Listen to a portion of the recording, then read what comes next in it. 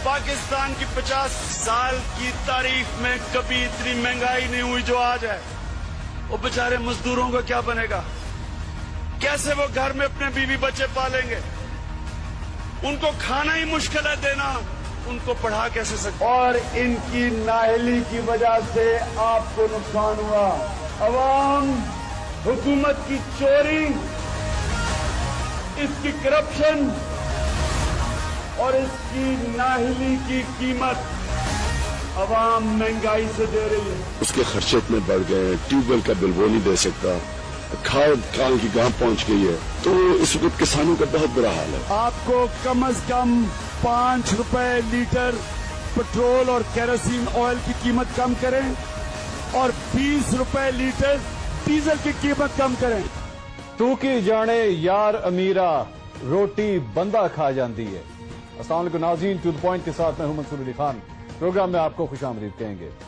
नाज़रीन, जब मेरे कप्तान ऑपोजिशन में थे तो उनको आम आदमी की फिक्र थी। वो गरीब के लिए मसीहा थे। महंगाई देखकर उनका खून खौलता था। उनको किसान की फिक्र थी, मजदूर की फिक्र थी। वो महंगी बिजली पर तनकीद करते हुए बिल जला दिया करते थे। अवाम को अपने हकूक हासिल करने के लिए सिविल नाफरमानी तक करने का कहते थे। हुक्मरानों के गिरेबान पकड़ने के बयानात देते थे। महंगाई करने वालों को माफियास कहते थे। मेरे कप्तान बताते थे कि महंगाई करप्शन की वजह से होती है।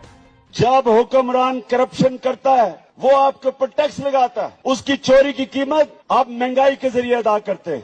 नाज़रीन, फिर मेरे कप्तान खुद हुकूमत में आ गए, मुल्क के वजीर आजम बन गए। उनके दिल में आज भी एहसास है, बयानात में एहसास है, बातों में फिक्र है। वो कहते हैं घबराना नहीं, लेकिन उनके दौरे हुकूमत में आम आदमी के लिए महंगाई के सिवा कुछ नहीं। मेरे आज कप्तान से 10 सवाल हैं। सवाल नंबर 1, पाकिस्तान में गंदम जरूरत से ज्यादा होते हुए आटे का बहरान क्यों पैदा हुआ? सवाल नंबर 2, अगर आटा बहरान की वजह नाकिस हिकमत अमली है तो मेरे कप्तान आपने आज तक किसको जिम्मेदार ठहराया और किसको सजा दी? सवाल नंबर 3, आटे के बाद चीनी की कीमत एक दिन में 5 रुपए फी किलो तक बढ़ गई। ये इजाफा क्यों हुआ? सवाल नंबर 4, मेरे कप्तान, आप जिस दिन हुकूमत में आए मुल्क में चीनी की कीमत 55 रुपए फी किलो थी, आज 80 रुपए हो गई है। 1.5 साल में 25 रुपए तक इजाफा क्या आपकी इजाजत से हुआ? सवाल नंबर 5, सब जानते हैं शुगर मिल्स के मालिकान आपके दोस्त भी हैं और काबीना में भी हैं। क्या आपने उनसे कभी पूछा कि चीनी महंगी क्यों हो रही है? सवाल नंबर 6, विफाकी इदारे शुमारियात के एदाद और शुमार के मुताबिक सब्जियों और दालों की कीमत में 1 साल के दौरान 83% इजाफा हुआ। इसका जिम्मेदार कौन है? सवाल नंबर 7, जब आपने इख्तिदार संभाला तो पेट्रोल की कीमत 95 रुपए फी लीटर थी, आज 117 रुपए है।